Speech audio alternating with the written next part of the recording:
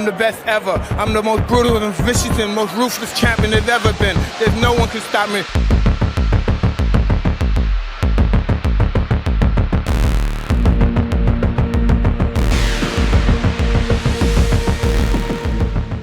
When you think of the word power, what do you see? Do you see a machine? Do you see a hurricane? You see Mike Tyson. You see a man who walked into a ring not to box, but to dismantle. He didn't fight for points. He didn't fight to win a decision. He fought to send a message to the rest of the world that they were all living in his graveyard.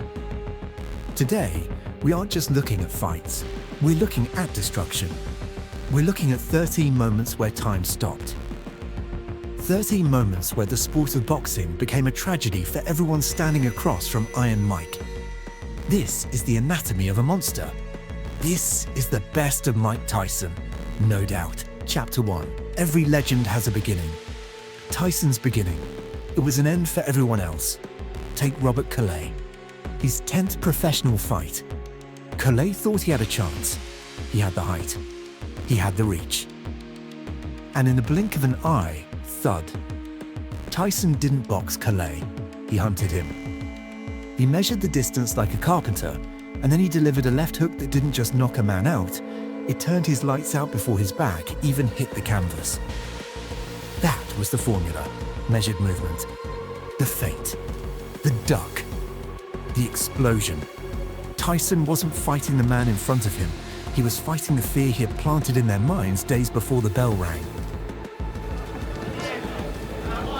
Already we can see Tyson giving away height this time. Seen him give away weight before, this time he gives away height. He's giving away weight as well, about 7 pounds to Calais. Tyson 5'10", Calais, well, good 6'3". Left hook, good night. What a great shot. There's a mandatory 8. They keep wheeling him out. He keeps knocking him over. Well, that has got to be one of the quickest. Tyson, a little, well, almost apologetic tap on Calais's chest. Thank you very much. That's all she wrote. Chapter 2. September 6th, 1986. Alfonso Ratliff, a former world champion. A man who knew the ring, knew the stakes, and probably thought he knew what he was getting into. He was wrong. Tyson in the ring wasn't a man, he was a natural disaster. He cornered Ratliff with the clinical precision of a shark. He didn't rush, he enveloped. Then, the left hook. Ratliff hit the floor, and for a second, the world thought it was over. But Ratliff, he was tough. He got up. And that was the worst mistake he could have made. Tyson didn't get angry. He didn't lose his composure. He became a predator finishing off a wounded prey. Referee Davy Pearl watching close, too close, because he knew exactly what was about to happen. A short, brutal hook. A clinch that couldn't save him. And that was it. You can run, but you can't hide. That's the story of Tyson's early career. Anticipating a counterpunch from Mike Tyson. There's a right hand by Tyson. What Ratliff can do, because he's so tall and rangy, he can try to catch Mike Tyson reaching in. Like so. That was a good opportunity there.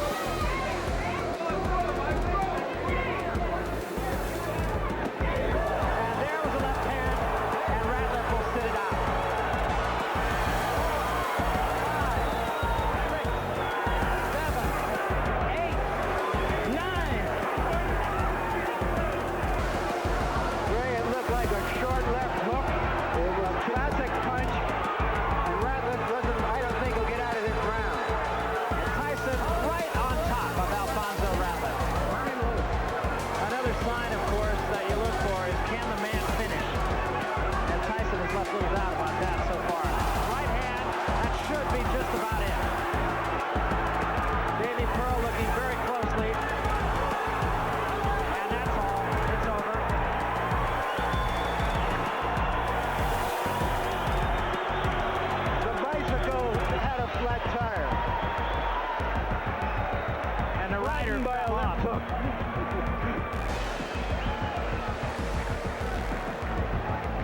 Chapter 3, we have to talk about Trevor Berbick, the WBC Heavyweight Championship.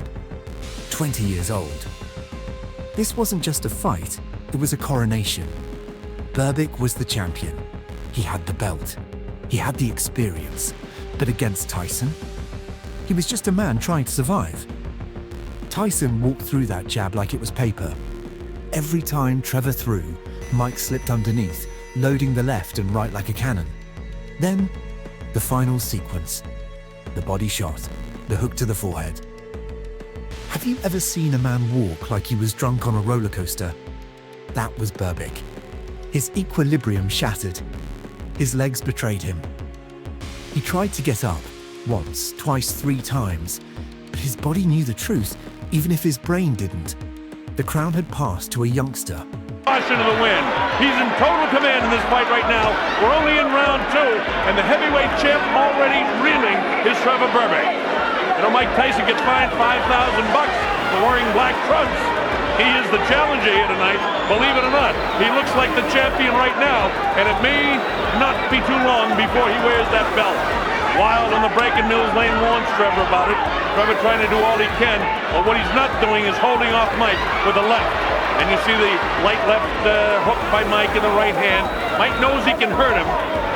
He had him down once in this round, wants to drop him again in a hurry.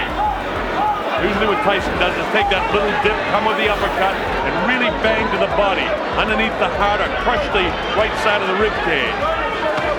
Instead he goes to the body downstairs, catches him with the right hand upstairs. 2 good rights in there.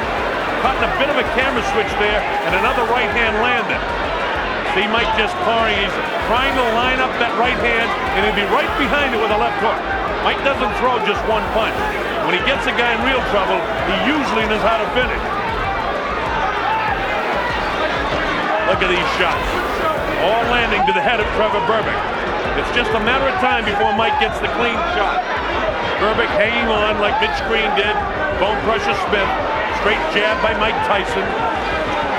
20 years old, Mike Tyson on his way to becoming one of the youngest heavyweight champions of all time.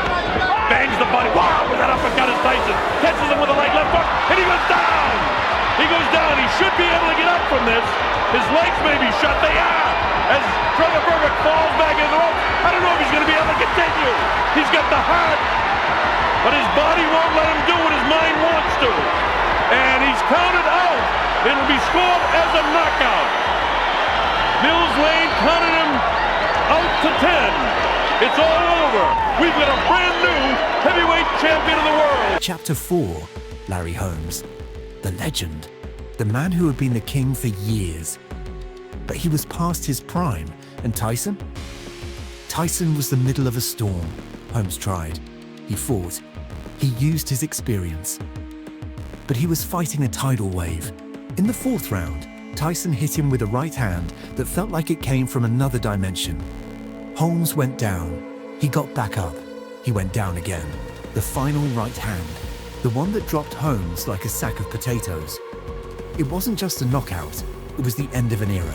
The old king had been replaced, and the new king was just getting started. We had 10 years later, and Larry's career is just about over. Oh, he may continue to fight, but his great days are over. Right now, getting through this 4th round is the biggest problem. Oh, right hand! Down goes Larry Holmes! For one of the few times in his career. Boy, oh boy, look at that. He was knocked down by Ernie Shavers, Mike Weaver.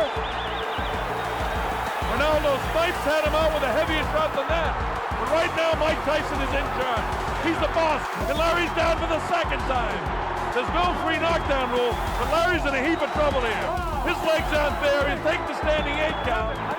It's almost academic now. Mike smells the blood. He senses the kill. He comes in for it. Larry trying to hold him off. There's too much time left in the 4th round. The end of a great career is imminent. Larry Holmes' legs are jelly. There's lightning in the fist. Big right hand, followed up by the left hook. Lightning in the fist of Tyson. Straight left hand. Face that one, getting in position. Mike showing patience to get set for the big shot.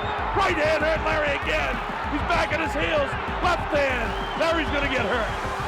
This is bad. Hope Joe Cortez takes a look into the eyes. Larry gets nailed with the left hand, the right hand.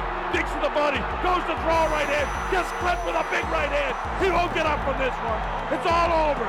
Joe Cortez has seen enough, and Larry Holmes is knocked out.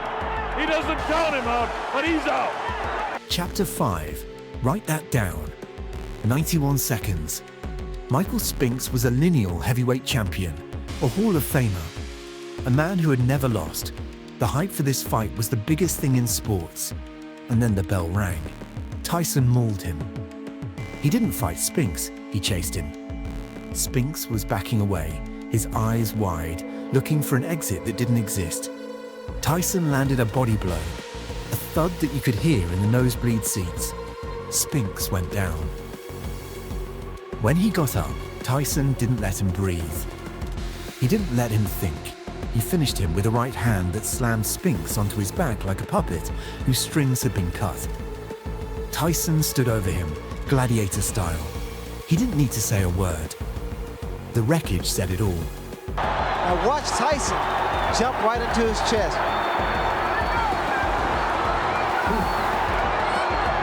Michael Spinks, give him a little movement. Keep those hands high. Very, very high. Stepping in. All right, stop punching. Hey, Mike, knock it off, man. Knock it off.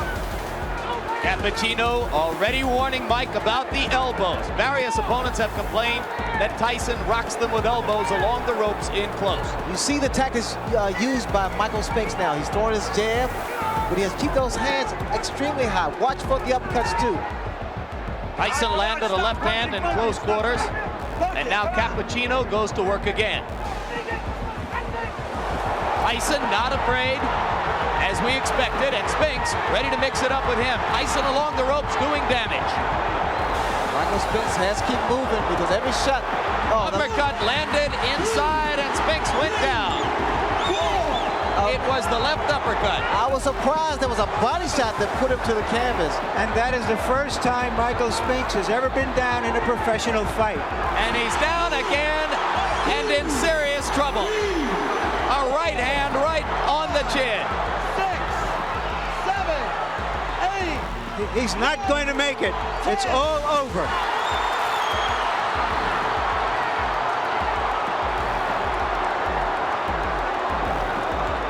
Let me ask you a real question.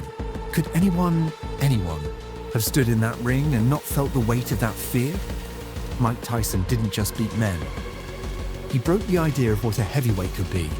He was the hurricane in the room, and everyone else was just trying to keep their house from blowing down. He was the master of the pinpoint, the king of the precision. But above all else, he was a reminder that in the heavyweight division, at any given moment, the lights can go out.